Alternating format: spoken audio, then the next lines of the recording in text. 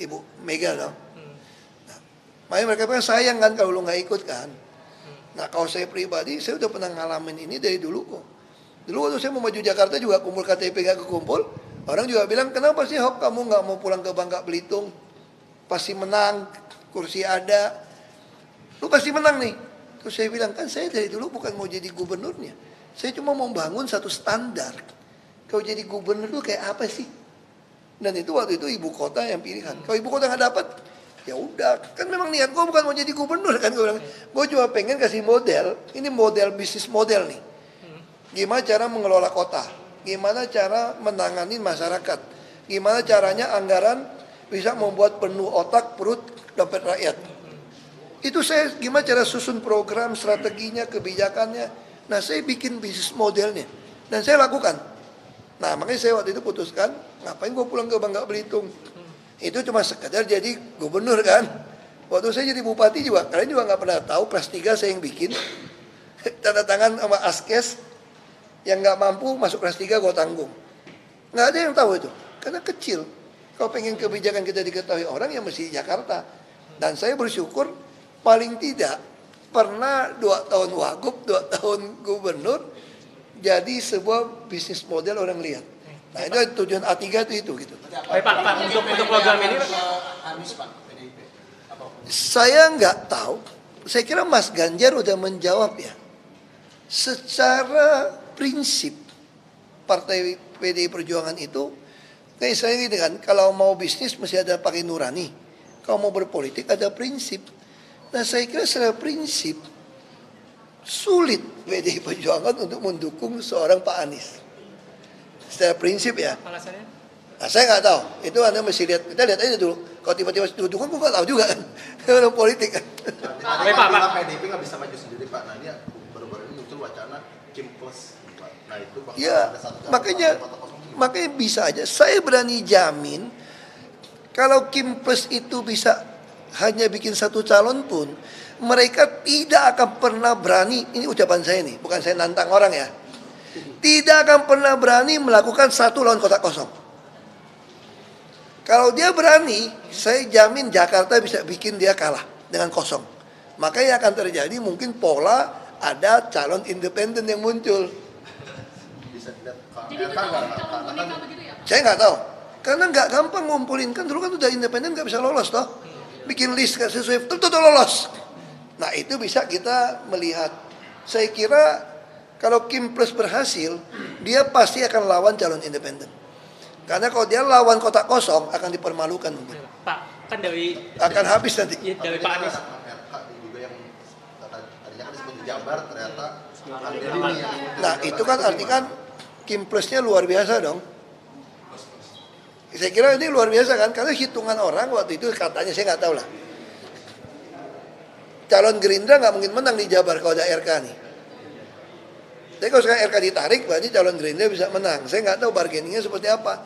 Mungkin di Jakartanya kasih ke Golkar atau kasih ke siapa gitu loh. Bagi kami sih yang penting itu tadi kan, kami ini politisi edukator.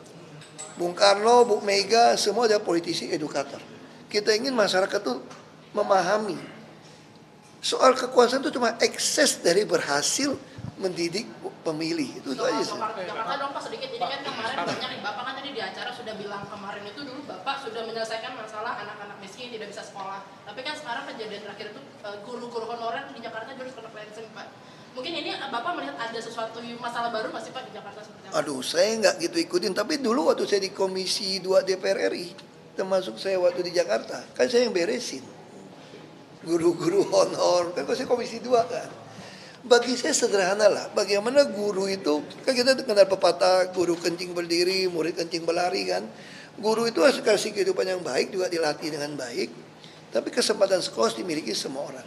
Nah disitulah saya mau menghemat dulu. APBD DKI itu jangan habis buat pembangunan. Disitulah aku bargaining pulau reklamasi wajib 15%. Termasuk KLB.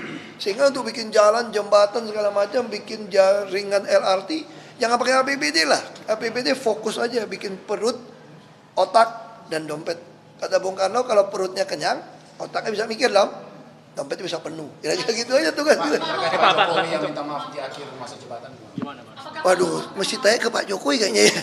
Tapi saya kira wajar ya. Saya kira menurut saya ya, hampir semua kepala pemerintahan atau di dunia di masa akhirnya itu secara itu pasti menyampaikan permohonan maaf. Karena pasti secara dunia ya semua pasti kok. Saya juga mengakhiri jabatan, saya juga mohon maaf.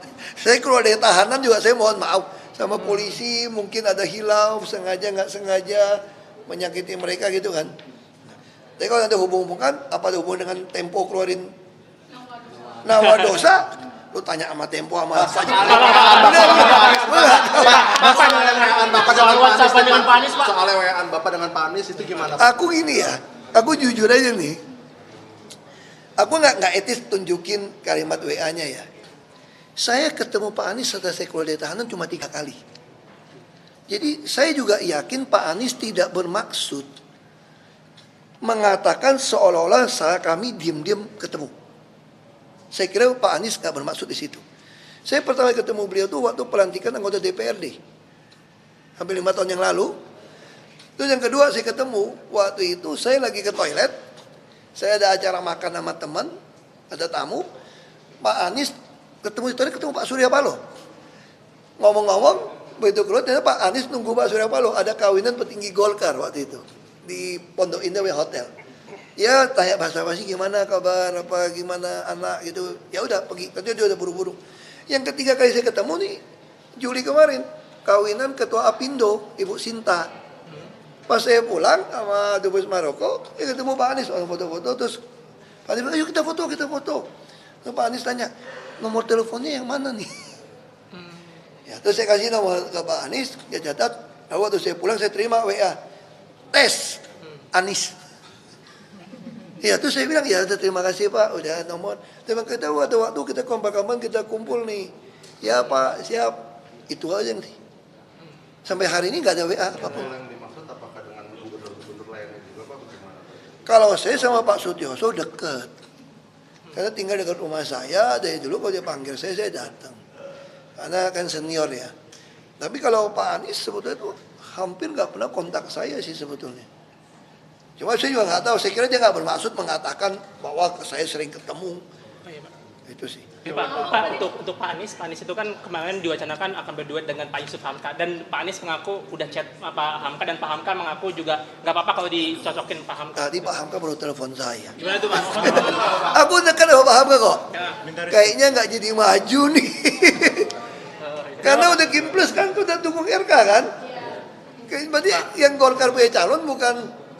Tinggal kita tanya nih, RK dengan Hamka atau RK dengan Mas Kaisang nih, kita kan nggak tahu itu. Bisa nggak Pak? Kita nggak tahu. Tapi ini ada wacana Pak RK dengan Pak Saiku itu gimana, Pak? Aku nggak tahu. Bisa aja terjadi. Kalau itu terjadi, berarti Pak Anies di PHP-in PKS dong. Pak, misalnya kalau Pak Anies lawan Pak Ahok lagi head to head, itu bagaimana Pak tanggapannya? Ya saya kira bagus untuk jadi politisi edukator. Bagus dong. Akan terulang 2017 menurut Bapak? Orang kita itu bukan, kamu kira pemilih kita ini bego apa? Semua orang punya nurani bos. Ya kan udah bunian semua udah ngaku, ngapain sih nggak bakal segitu lah, percaya sama gue lah. Orang Jakarta ini waras.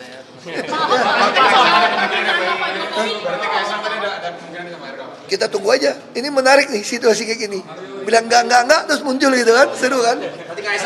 Kita nggak tahu. Pak, satu lagi Pak. Itu kemarin PKB itu Caimin mengaku ketemu sama Mas Ahmad Basarah. Nah, dan itu pertemuan dengan itu membahas soal pilkada Jakarta, dan itu salah satunya di PKB ada Mbak Ida. Nah, Mbak Ida kalau dicalonkan dengan Bapak Aku nggak tahu ya, karena belum dilaporkan di DPP.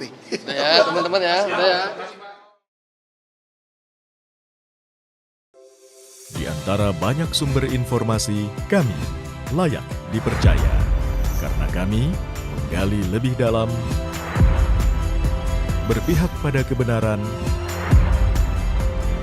berpegang pada data dan fakta, agar layak Anda jadikan referensi. Kompas TV, independen, terpercaya.